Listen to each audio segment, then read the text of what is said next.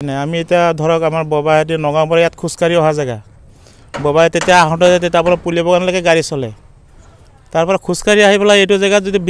বিয়া পাতিছে পাতি পেলাই আমাৰ নেনাই দিছে মাটি এইটো আমাৰ চালাম মামাৰ বাপেকে দিছে মাটি এইটো আমাৰ নেনা আহিছে 65-63 চনত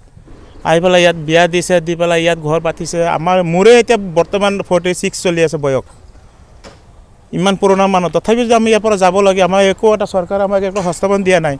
হিমন্ত মামা আমাক কমচে কম এটা হস্তাপন দিব লাগে যে মানুহকেইটা আগত জেগাত বহাই পেলাই পিছত ঘৰ বাৰীকেইটা ভাঙিব লাগিছিলে এইবিলাক ঘৰ বাৰীকেইটা ঘৰ সব হিমন্ত মামাই দিয়া 83 পৰা 85 যেতিয়া ঘৰ দিছে তেতিয়াৰ পৰা ঘৰ দি আছে চৰকাৰে এতিয়া আমিতো ইয়াত জোৰ জবস্তিকে আনা নাই আমিতো কিনি আনি পেলাই বনোৱা নাই ঘৰকেইটা এইটো ৰাস্তা বিজুলী পাত এইটো মছজিদ আমাৰ নেনাই বনাইছে নেনাই আজি মৰিলে 29 বছৰ হৈ গ'ল নেনা মৰা এইটো ঘৰ মছজিদ বনাইছে তেতিয়া আহি পেলাই এইটো জেগা জংগলত তে জংগল আছিলে সব জংগল আছিলে এইফালে তো সব চৰকাৰে কিবা এইটো ফৰেষ্ট বৰুৱা তেতিয়া মাটি বহাইছে আমাক 78 কাগজো আছে বহুত মানুহৰ তথাপিও যদি আমি থাকা হস্তাপন পোৱা নাই ইয়াত আমি আৰু ক'ত যাম এতিয়া আমি তো ভাবিছোঁ ইয়াত থাকিব পাৰিম কাৰণ নগাঁৱত ঘৰ বাৰী একো মাটি চাটি লোৱা নাই উৰিয়ামঘাটতে মাটি কিনি লৈছিলোঁ সেইফালেও ইলেকশ্যন কৰি দিলে সেইটো মাটিও নাপাম আমি এতিয়া নগাঁৱৰ মাটি খেতি মানুহৰ খেতি কৰিছে এতিয়া খেতিকেইটা যিমান 40-50 হাজাৰ টকা খেতিত গৈছে চব পইচা ফচি আছে আমি কি কৰিম এতিয়া ক'ত যাম নগাঁও সেইফালে যাবলৈ খেতিত যাবলৈ দিয়া নাই নগাঁও ঘূৰাই পঠিয়াইছে নগাঁৱকেইটা কৈ আছে এই মাটিটো সিহঁতৰ নগাঁৱৰ মাটি বোলে সেই চাৰিআলিলৈকে বোলে দখল কৰিব বুলি কৈ আছে এতিয়া বৰ্তমান যেহেতু গাঁওখনৰ কাষতে নাগালেণ্ড পাহাৰ লাগি আছে আৰু তাতে শুনিছোঁ যে NHCNৰ কিবাটো গোট বহুত সময় সোমাই আছে ভিতৰত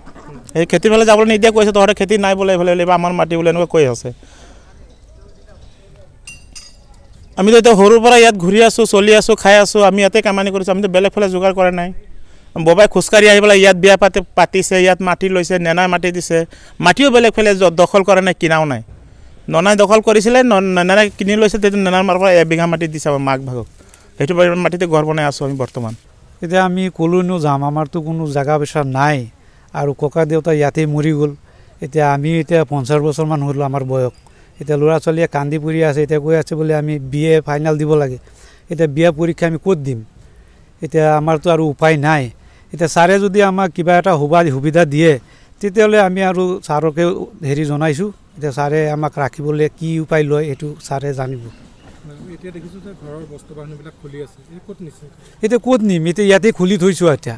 নিবলৈতো জেগা নাই আমাৰ গাঁৱৰ অন্য মানুহো দেখিছোঁ তেনেকৈ এনেকুৱা খুলি কিছুমানৰ মাটি বাৰী আছে কিছুমান গুচি গৈছে আমাৰ যিবোৰ মানুহ নাই সেইবোৰ মানুহ আমি ক'ত যাম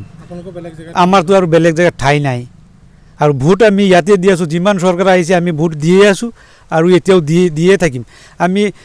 আমাৰ এই চৰকাৰে ঘৰ বাৰী দিছিলে আমাৰ BJP চৰকাৰে ঘৰ বাৰী দিছিলে আমি ঘৰ বাৰী পাইছিলোঁ আমি নোপোৱা নহয় পানী যোগান দিছে স্কুল দিছে